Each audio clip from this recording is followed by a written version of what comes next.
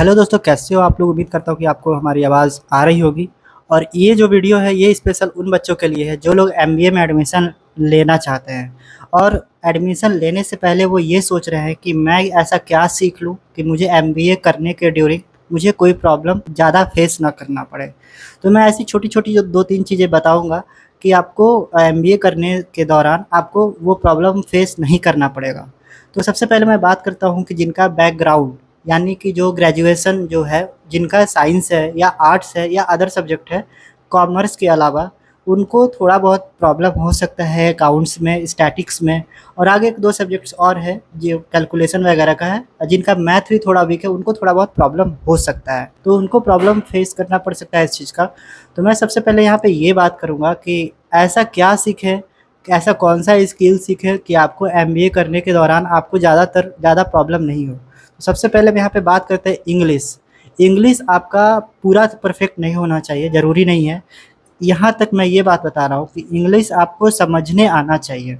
अगर आपको समझ में आ रहा है, तो आपको कोई प्रॉब्लम नहीं हो सकता है स्टडी करने के दौरान, क्योंकि जो भी फैकल्टीज़ आपके जो टीचर रहेंगे एमबीए में, किसी भी कॉलेज में, तो वो इंग्लिश टू इंग्लिश कन्वर्सेशन करेंगे, इंग्लिश में ही आपको पूरा लेक्चर पढ़ाएँगे जो 45 मिनट का लेक्चर होता है। तो आपको इंग्लिश समझ में आना चाहिए। अगर आप इंग्लिश समझ में आ रहा है आपको तो कोई दिक्कत नहीं है। और अगर थोड़ा बहुत इंग्लिश बोलने भी आ रहा है, क्लास में कोई क्वेश्चन करा जाए, तो आप फटाक से उसका जवाब दे सकते हो। खड़े करके आपसे कुछ पूछा जाए, फैकल्टीज़ मान लिया आपको खड़े करके कुछ पूछ रही है, तो आप उस टाइम नर्वस ना फ़ील करो और आप फटाक से जवाब दे दो। तो फ़िलहाल तो ज़्यादातर कि इंग्लिश आपको समझ में आना चाहिए, ये ज़्यादा ज़रूरी है। अब इसके बाद हम बात करते हैं कि पावर पॉइंट।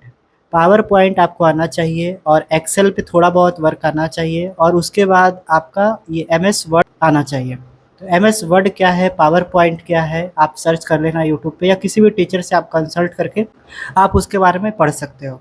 पावर पॉइंट की मैं यहाँ पे इसीलिए बात कर रहा हूँ क्योंकि एमबीए के दौरान जो भी आपकी स्टडी होगी, तो प्रोजेक्ट्स वगैरह जो आपको मिलेंगे, तो ज़्यादातर वो पावर पॉइंट पे ही वर्क होते हैं।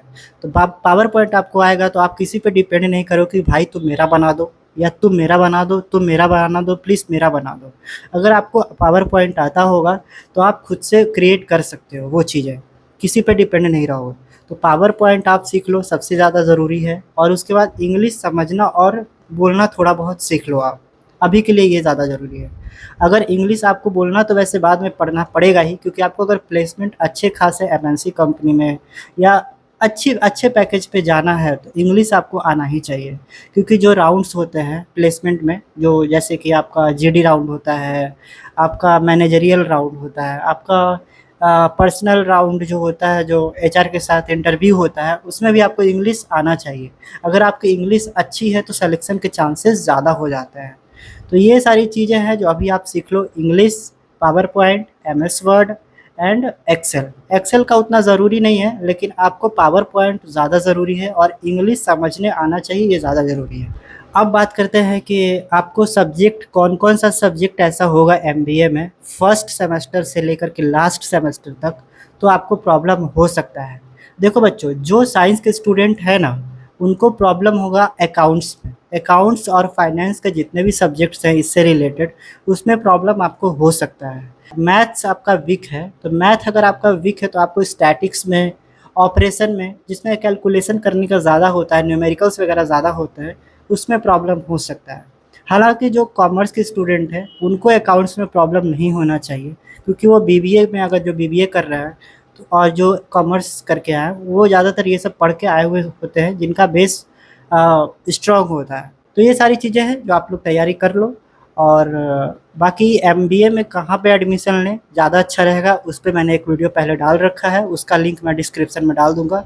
और एमबीए से रिलेटेड कुछ भी ज़्यादा कन्फ्यूज़न में हो, तो आप मेरे से डायरेक्ट कॉन्टैक्ट कर सकते हो। मैं इंस्टाग्राम का लिंक डिस्क्रिप्शन में दे दूँगा और टेलीग्राम चैनल पे अगर आप जॉइन नहीं हो, तो जॉइन हो जाना, उसमें भी मैं सारी इन्फॉर्मेशन उसमें डालते रहता हूँ।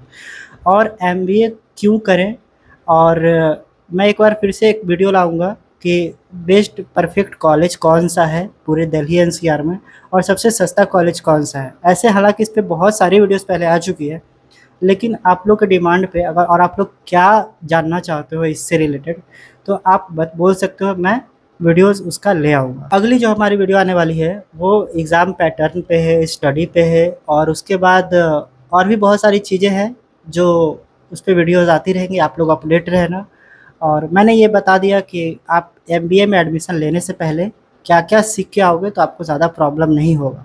एडमिशन प्रोसेस हालाँकि मैंने पहले बता दिया है कि इस तरह से एडमिशन होगा और एवरेज पैकेज कितना है, हाईएस्ट पैकेज कितना है और भी कोई फ़ील्ड में अगर जाना चाहते हो उसके बारे में भी अगर आप पूछ सकते हो, मेरे पास नॉलेज होगा तो मैं उसके बारे में भी आपको बताने की कोशिश करूँगा। तो मिलते हैं फिर से एक नए वीडियो में, नए कंटेंट के साथ, तब तक आप लोग अपना ख़्याल रखना। जय हिंद, जय भारत।